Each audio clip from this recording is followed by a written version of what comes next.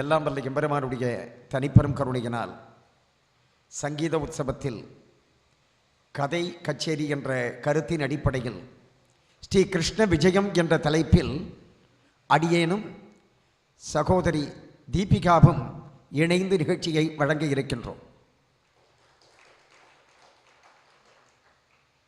கிருஷ்ண விஜயம் என்று சொல்கின்ற நேரத்தில் கண்ணனை குழந்தை வடிவத்தில் நாம் வணங்குகின்றோம், கொண்டாடுகின்றோம். அப்படி ஸ்ரீ கிருஷ்ண பகவானை குழந்தையாக வணங்குவதற்கு அடிப்படையான காரணம் என்ன என்று சொன்னால், குழந்தை என்று சொன்னால் நெருங்குவது எளிது.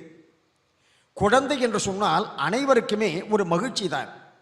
ஆகையினால்தான் கண்ணபிரானை நாம் குழந்தை வடிவத்தில் வணங்குகின்றோம். இதை அப்படி புரியும்படியாக சொல்லணும்னு சொன்னாக்க, இப்போ வெளியூருக்கெல்லாம் நம்ம பஸ்ஸில் போகிறப்ப பஸ்ஸெல்லாம் கோயம்பேடுலேருந்து புறப்படுது. அந்த மாதிரி ஒரு பஸ்ஸு புறப்பட்டது. அந்த பஸ்ஸில் பார்த்தீங்கன்னா ஒரு தம்பதிகள், அந்த தம்பதிகள் அந்த அம்மாவோட தோள் பட்டையிலே அப்படி தலையை சாய்ச்சிட்டு ஒரு குழந்தை, கசுக்கு முசுக்குன்னு குழந்தை, அப்படி கண்ணு ரெண்டும் திராட்சை பழம் மாதிரி அப்படியே ஒரு அழகான ஒரு குழந்தை. அந்த தம்பதிகள் உட்காந்து அந்த பஸ்ஸில் போயிட்டே இருக்கிறப்ப சைதாப்பேட்டைங்கிட்ட பஸ்ஸு வந்த உடனே ஒருத்தன் என்ன பண்ணால், இந்த தம்பதிகளுக்கு பின்னாடி உள்ள சீட்டில் வந்து உட்காந்தான். அப்படி வந்து உட்கார்ந்த உடனே அந்த குழந்தையை பார்த்தோன்னு ஒரு அட்ராக்ஷன். டக்குன்னு குழந்தையை பார்த்து ஒரு சிரிப்பு சிரித்தான். அந்த குழந்தை பயந்து போயிடுது. அந்த அம்மாவோட தோள்பட்டையில் தான் மூஞ்சியை புதைச்சுன்றது. ஒரு 2 செகண்ட் ஆச்சு. டகார்னு அந்த குழந்தை என்ன பண்ணிட்டு தலையை தூக்கி இவனை திரும்ப பார்த்தது. ஹியூமன் சைக்காலஜி என்ன தெரியுமா? குழந்தையிலேருந்து பெரியவா வரைக்கும் நம்ம எதை பார்க்கக்கூடாதுன்னு நினைக்கிறோமோ அதை தான் பார்க்க தோணும். அது குழந்தையிலேருந்து பெரியவா வரைக்கும் அதுதான் பழக்கம். இந்த குழந்தை டக்குன்னு தலையை தூக்கி இவனை பார்த்தது. பார்த்த அடுத்த செகண்ட் இவன் என்ன பண்ணான், அந்த குழந்தையை பார்த்து இப்படி அப்படின்னு ஒரு சொடக்கு போட்டான். இவனை பார்த்து பயந்து போய், ஆனால் இன்றைக்கி அவன் ஒரு சங்கல்பம் பண்ணியிருக்கான். என்ன சங்கல்பம் தெரியுமா? இந்த குழந்தைய ஒரு வழி பண்ணாமல் விடுறதில்லைன்னு விட்டு. அதனால் தன்னோட பேண்ட்டு பேக்கெட்லேருந்து ஒரு ஸ்கூட்டர் சாவியை, ஏதோ ஒரு சாவியை எடுத்து அந்த குழந்தைக்கு முன்னாடி அப்படி கில்கிலுப்பு ஆட்டுற மாதிரி இப்படி காட்டினான்.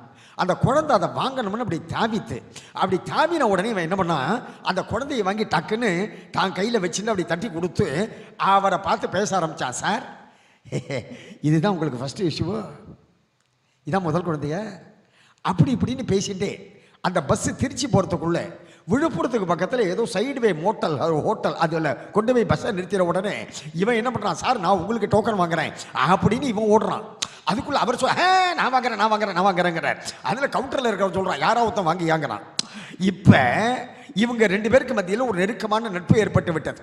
அந்த காஃபி டீ எல்லாம் சாப்பிட்டுட்டு இவன் என்ன பண்ணால் அவரை பார்த்து, சார் நீங்கள் எங்கே இருக்கீங்கன்னா, நான் திருச்சியில் உறையூரில். அடாடாடாடாடா, நீங்கள் உறையூரில் இருக்கீங்க, நான் பக்கத்தில் ராமலிங்க நகரில் இருக்கேன், இது வரைக்கும் நம்ம பார்த்ததே இல்லை, இந்தாங்க சார் என்னோட விசிட்டிங் கார்டு, நீங்கள் அவசியம் நம்ம வீட்டுக்கு வரணும், அவர் உடனே நீங்கள் நம்ம வீட்டுக்கு வரணும் அப்படின்னு இவர்கள் மத்தியில் ஒரு நெருக்கமான நட்பு ஏற்பட்டு விட்டது. அன்பர்களே, ஒரு சின்ன விஷயம் கவனிக்கணும். சைதாப்பேட்டையில் பஸ்ஸில் ஏறுறப்ப இவர் யாரோ அவர் யாரோ யாருக்கும் தெரியாது. ஆனால் திருச்சி போவதற்குள் இவர்கள் இருவருக்கு மத்தியிலே ஒரு நெருக்கமான நட்பானது ஏற்பட்டு ஒரு உறவானது ஏற்பட்டு விட்டது. ஒரு சாதாரண வழிப்பயணத்திலேயே ஒரு குழந்தை 2 ஆத்மாக்களை இணைக்க முடியும் என்று சொன்னால், வாழ்க்கை பயணத்தில் இந்த ஜீவாத்மாவையும் பரமாத்மாவையும் குழந்தை இணைக்க முடியும் என்ற கருத்தின் அடிப்படையிலே தான் நம்முடைய முன்னோர்கள் அந்த கண்ணனை குழந்தை வடிவத்தில் வணங்க வேண்டும் என்ற வழிபாட்டு முறையை வகுத்து தந்திருக்கின்றார்கள். அதாவது இந்த ஜீவாத்மாவையும் பரமாத்மாவையும் இணைக்கக்கூடிய பாலமாக திகழும் என்று. குழந்தை என்று சொன்னாலே ஒரு கொண்டாட்டம் தானே, மகிழ்ச்சி தானே. எனவே நம்முடைய சனாதன தர்மத்தில் பிறந்திருக்கக்கூடியவர்கள் குழந்தை இல்லைன்னு யாரும் வருத்தப்பட வேண்டாம். நம்மளுக்கு கண்ணன் என்று ஒரு குழந்தை, கந்தன் என்று ஒரு குழந்தை, மணிகண்டன் என்று ஒரு குழந்தை, இப்படி எத்தனை குழந்தை வடிவத்தில் பகவானை தெய்வத்தை நாம் வணங்குகின்றோம். அதிலும் கண்ணனை குழந்தையாக வணங்குகின்ற பொழுது அடாடாடாடாடாடா அந்த கிருஷ்ண அனுபவம் இருக்கின்றதே, அந்த கிருஷ்ண அனுபவம் அல்லது கிருஷ்ண ஆனந்த அனுபவம், கிருஷ்ண ஆனந்த அனுபவம்.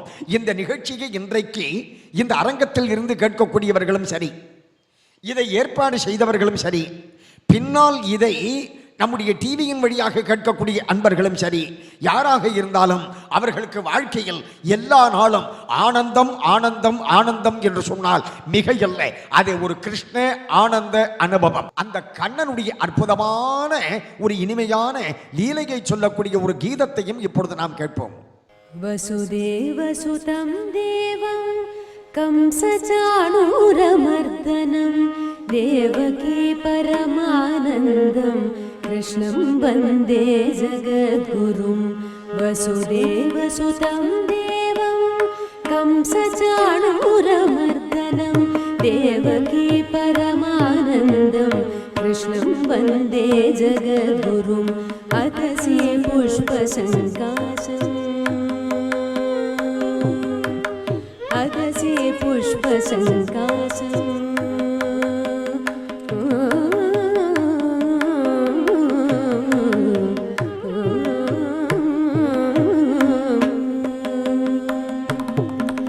अगसी पुष्पसङ्काशं हारनूपुरशोभितं रत्नकङ्कणकेयूरं कृष्णं वन्दे जगद्गुरुम्.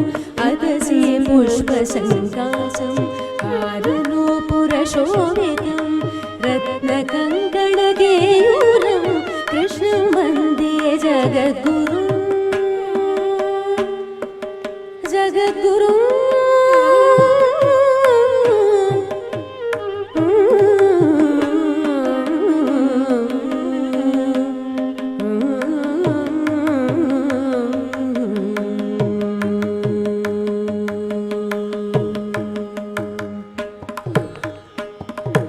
श्रीवत्संगं महोरस्कं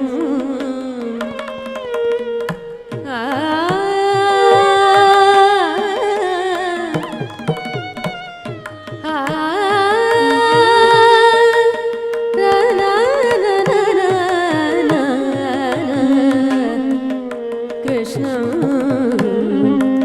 कृष्णं कृष्णं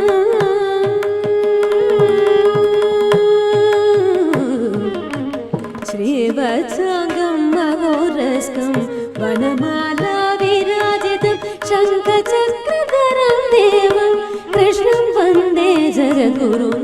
श्रीवत्संगं महोरस्कं वनमाला विराजितं शङ्खचक्रधरं देवं कृष्णं वन्दे जगद्गुरुं.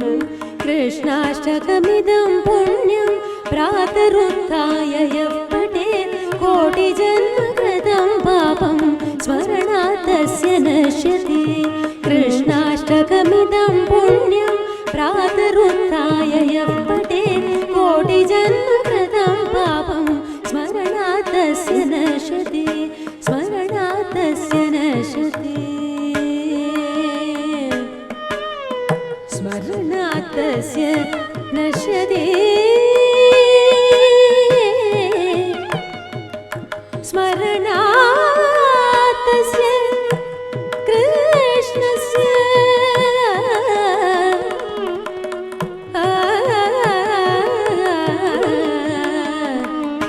नश्यति. कृष्णा कृष्णा कृष्णा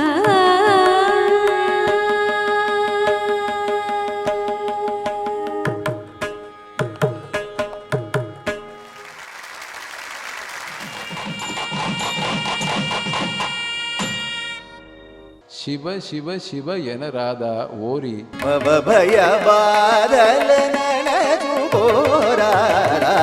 கலியின் கொடுமை கண்டு உன் கருணை அஞ்சினதோங்கிறார்.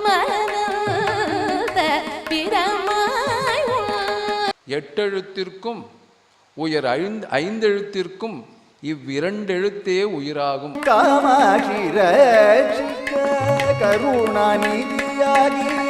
நமக்கு வாழ்க்கையில் எந்த கவலையும் இல்லை. ஏனென்றால் நாமாமிர்தம் பிணிக்கு திவ்யௌஷதம். ஹரே ராம் ராம் ராம் சீதா ராம் ராம்.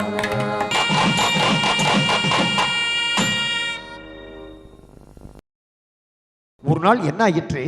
ஒரு சனிக்கிழமை. கவனிங்க, யசோதை என்ன செஞ்சா, அப்படி கண்ணனை தூக்கி தான் மடி மேலே போட்டுண்டு அவனுக்கு எண்ணெய் தேய்ச்சி குளிப்பாட்டணும்னு ரொம்ப அற்புதமான பாசுரம். கையும் காலும் நிமிர்த்து கடார நீர் பைய வாட்டி பசு சிறுமஞ்சளால் நாக்கு வடித்தாள் வையம் ஏடும் கண்டாள் பிள்ளை வாயனுள்ளே. மிக மிக மிக அற்புதமான பாசுரம். இந்த பாசுரத்தை இப்பொழுது இசை வடிவத்தில் கேட்போம். அதற்கு பிறகு இதில் அமைந்திருக்கக்கூடிய விஞ்ஞான மெய்ஞான உண்மைகளை நாம் ரசிப்போம். கையும் காலும் நிமிர்த்து கடார நீர் பைய வாட்டி பசுஞ்சிர மஞ்சளால் கையும் காலும் நிமிர்த்து கடார நீர் பைய வாட்டி பசுஞ்சிர மஞ்சளால் ஐயனா வழித்து ஆளும் காந்திட பையம் ஏழும் கண்டாள் பிள்ளை வாயுளே. கையும் காலும் நிமிர்த்து கடார நீர் பைய வாட்டி பசுஞ்சிர மஞ்சளால் ஐயனா வழித்து ஆளும் காந்திட பையம் ஏழும் கண்டாள் பிள்ளை வாயுளே. கையும் காலும் நிமிர்த்து கடார நீர் பைய வாட்டி பசுஞ்சிர மஞ்சளால் ஐயனா வழித்து ஆளும் காந்திட பையம் ஏழும் கண்டாள் பிள்ளை வாயுளே. வாயுளே பிள்ளை வாயுளே. வாயுளே வாயுளே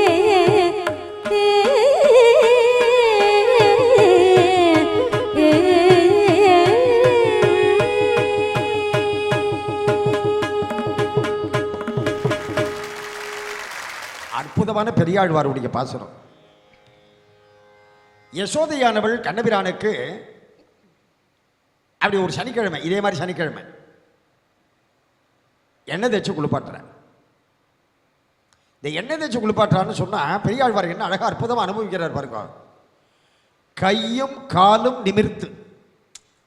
கண்ணன் தவழற குழந்தை, அதனால உடம்பு வலிக்குமா, அதுக்காக அப்படி ஆயில் மசாஜ் பண்ற மாதிரி கையும் காலும் அப்படி கையும் காலையும் பிடிச்சி விட்டு நீ நர்சிங் ஹோம்ல அந்த மாதிரி ஆயா குளிப்பாட்ட முடியுமா?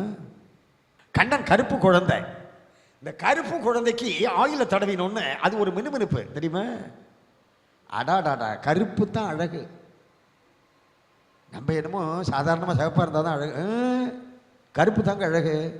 நம்ம பாரத தேசத்தினுடைய 2 மிகப்பெரிய ஹீரோக்களே கருப்பு தெரியுமா? யாரு? ராமரும் கிருஷ்ணரும். சில பேர் யாரையாவது நினைச்சிடுவா பர்மனன்ட் ஹீரோ இவா தான், மற்றவெல்லாம் ஜீரோ. இப்ப அந்த கருப்பா இருக்கிற கண்ணனுக்கு இந்த எண்ணெயை தடவினோன்னு அந்த உளுந்துக்கு எண்ணெய் தடவினா அடாடா அது ஒரு பளபளப்பு. அந்த மாதிரி யசோதை என்ன பண்றா, இப்ப கண்ணனுக்கு எண்ணெயை தடவி அப்படிங்க முழங்கால் மேல போட்டு, இதெல்லாம் ஒரு 50-60 வயசுக்கு மேல உள்ள தாய்மார்களுக்கு தெரியும்.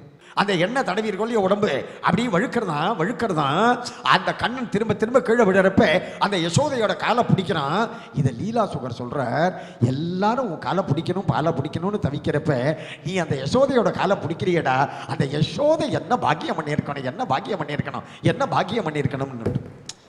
கையும் காலும் நிமிர்த்து கடார நீர் பைய வாட்டி, அதாவது வெந்நீரை எடுத்து, அந்த நாளில் தாய்மார்கள் என்ன பண்ணுவாளாம், வெந்நீரை எடுத்து குழந்தைக்கு குளிப்பாட்டுறப்ப நகப்பதம்னு பேர், கை விரலை விட்டு பார்ப்பான். அதாவது குளிக்கிற தண்ணியில் விரல் விட்டு பார்க்கலாம், குடிக்கிற தண்ணியில் விரலை விட்டு பார்க்க கூடாது. புரியுறதா? அங்கே நகப்பதம்னு அந்த கையில் விட்டு பார்க்கலாம் இல்லையா? கையில் விட்டு பார்த்தா சூடு தெரியும். ஆனால் அந்த காலத்தில் ஏன் கையில் விட்டு பார்க்கல தெரியுமா? நுட்பமாக கவனிங்க.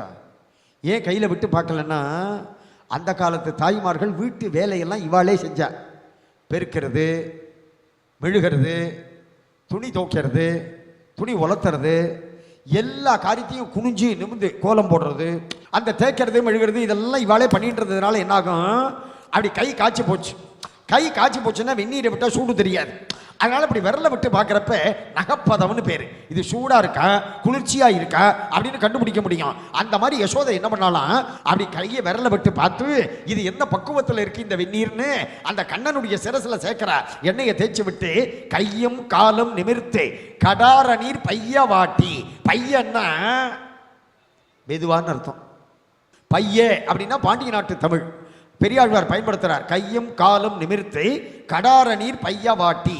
பெரியாழ்வாரோட பெண் தானே ஆண்டாள், அவளும் சொல்றா பாருங்க, பார்க்கடலுள் பைய துயர்ந்த பரவன் அடிவாடி இல்லையா. ஏன்னா பையன்னா மெதுவான்னு அர்த்தம். யசோதை இப்ப என்ன பண்றாளா, கண்ணனுடைய சிரசில் அப்படி மெதுவா தீர்த்தத்தை சேர்க்கிறார். ஏன்னா வேகமா சட சடன்னு ஊத்தினா என்ன ஆகும், குழந்தைக்கு மூச்சு திணறும். கொஞ்சம் 50-60 வயசுக்கு மேலே உள்ள தாய்மார்களுக்கு தெரியும், குழந்தைக்கு குளிப்பாட்டுறப்ப என்ன பண்ணுவா, இப்படி கையை தூக்கி இப்படி வச்சு, ஞாபகம் வருதா மேடம், ஒரு காலத்தில் இதெல்லாம் பண்ணினாலே, அதாவது இப்படி கையை தூக்கி இப்படி வச்சு அப்படி சிரசில் மெதுவாக தீர்த்தத்தை விடுவா. அந்த மாதிரி யசோதை இப்போ விடுறாலாம். கையும் காலும் நிமிர்த்து கடார நீர் பைய வாட்டி பசு சிறு மஞ்சளால் நாக்கு வடித்தாள். ஒரு சிறிய பசு மஞ்சளை எடுத்து அப்படி கண்ணனுக்கு நாக்கு வடிக்கிறாளாம். அந்த காலத்தில் டங்க் கிளீனர் எதுன்னா பசு மஞ்சள் தான். இப்போ இருக்கிற மாதிரி ஸ்டெயின்லெஸ் ஸ்டீலில் பிளாஸ்டிக்லலாம் கிடையாது. ஏன் பசு மஞ்சளால் நாக்கு வடிப்பா தெரியுமா? என்ன காரணம் தெரியுமா? இந்த குழந்தைக்கு வயிற்றில் ஏதாவது புண்ணு இருந்ததுன்னா அந்த புண்ணெல்லாம் ஆற்றும். பிற்காலத்தில் அல்சர் கேன்சர் போன்ற நோய்கள் வராமல் இந்த மஞ்சள் தீர்த்தம் கொஞ்சம் கொஞ்சமாக உள்ளே போய் இவன் ஆண் குழந்தையா இருந்தான்னு வைங்க, தீர்த்தம்னு ஞாபகம் வந்தது, இவன் ஆண் குழந்தையா இருந்தான்னு வைங்க, பிற்காலத்தில் இவன் ஏதாவது சோசியல் அமைப்புகளில் மெம்பர் ஆகி பாரத நாட்டுடைய பெரும் குடிமகன் ஆகிடுவான் இல்லையா. அப்ப இவனுக்கு இந்த சிரோசிஸ் ஆஃப் லிவர்லாம் வந்துடக்கூடாது, லிவர்லாம் கெட்டு போயிடக்கூடாது. அதுக்காக குழந்தையினுடைய லிவரெல்லாம் ஸ்ட்ரெங்தன் பண்ற மாதிரி அந்த பசு மஞ்சளால நாக்கு வடிப்பான். அந்த மஞ்சள் தீர்த்தம் கொஞ்சம் கொஞ்சமாக உள்ள போய் குழந்தையினுடைய ஈரலை வலுப்படுத்தும், குழந்தை உடலுக்கு ஆரோக்கியத்தை தரும் அப்படின்னு சொல்லி பசு மஞ்சளால நாக்கு வடிப்பாளாம். இப்ப வந்திருக்கிற தாய்மார்கள் யாராவது வீட்டில் போய் நாளைக்கு இதை ட்ரை பண்றேன்னு பக்கத்தில் யாரையாவது பெரியவாளை வச்சுட்டு ட்ரை பண்ணுங்க. அப்படி இல்லாமல் நீங்க பாட்டில் பசு மஞ்சளை எடுத்து குழந்தைய நாக்க நீட்ட சொல்லி அந்த மஞ்சளை வச்சு இப்படி கையை உள்ள தள்ளுறப்ப அந்த மஞ்சள் போய் எங்கேயாவது ட்ரெக்கையால மாட்டிண்டு என்ன காரணம்னா நாகை முகுந்தன் கூப்பிடு, விவகாரமே வேண்டாம் இல்லையா. அந்த பசு மஞ்சளாலை நாக்கு வடித்தால் வையம் ஏழும் கண்டால் பிள்ளை வாயினுள்ளே. அகில உலகத்தையும் கண்ணனுடைய வாயில பார்த்தாலாம். எப்படி? நிகழ்ச்சியின் நிறைவில் நம்மளும் கொஞ்சம் சஸ்பென்ஸ் வைக்கணும் இல்லையா. நிகழ்ச்சியின் நிறைவில் வையம் ஏழும் எப்படி குழந்தையின் வாயிலே கண்டாள் அதை நம்ம பார்ப்போம்.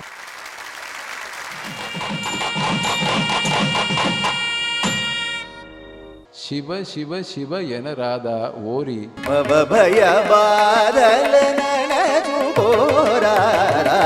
கலியின் கொடுமை கண்டு உன் கருணை அஞ்சினதோங்கிறார்.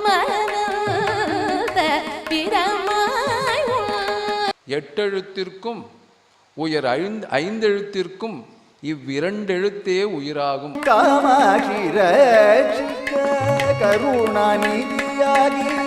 நமக்கு வாழ்க்கையில் எந்த கவலையும் இல்லை, ஏனென்றால் நாமாமிர்தம் பிணிக்கு திவ்யௌஷதம். ஹரே ராம் ராம் ராம் சீதா ராம் ராம்.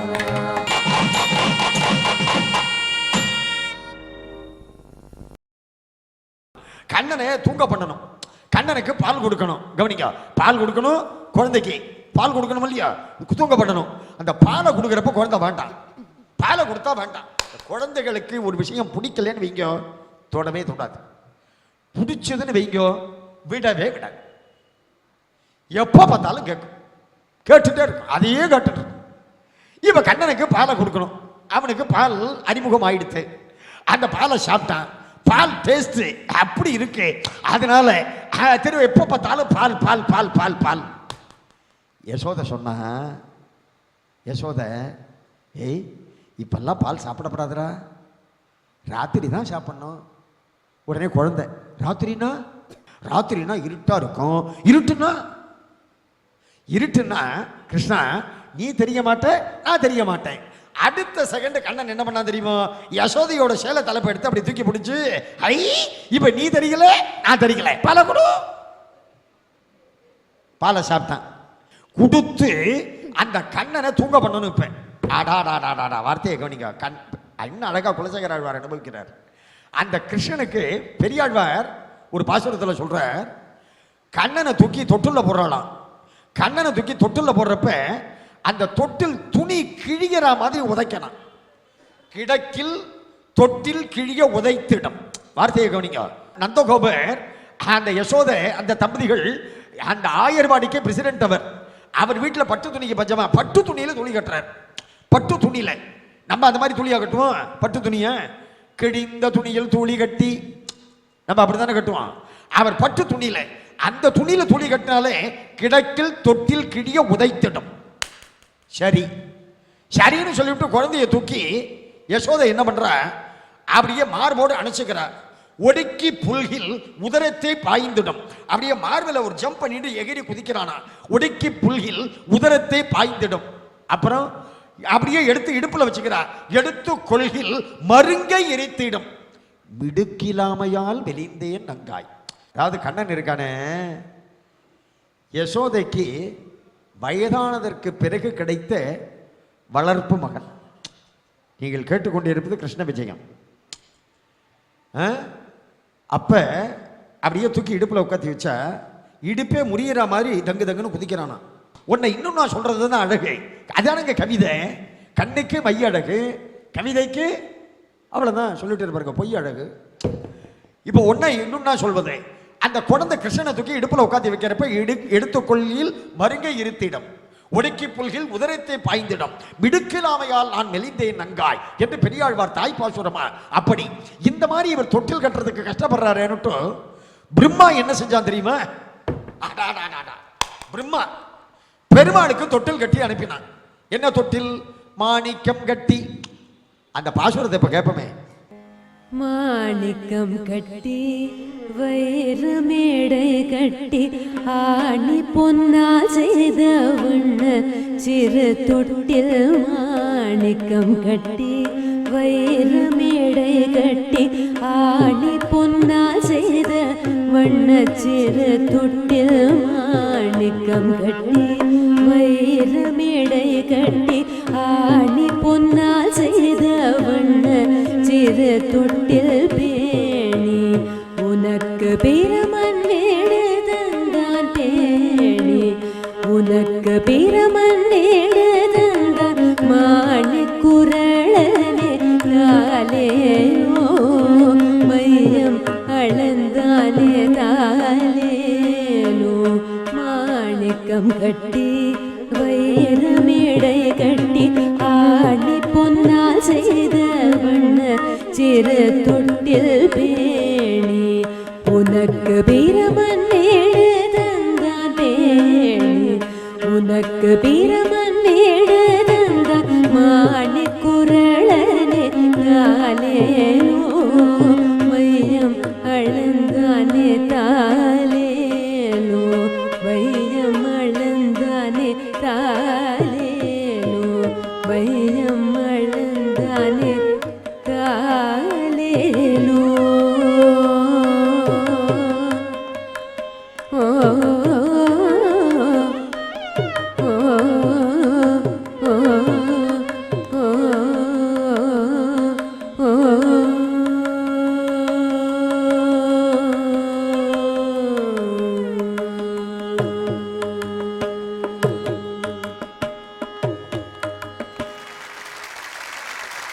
அவரும் அறகுற தூக்க கலக்கத்துல நம்ம தலையெழுத்த ஒரு மாதிரியா எழுதி விடுறாரு. ஆனதுதான் இப்படி ஒரு ஜென்மா.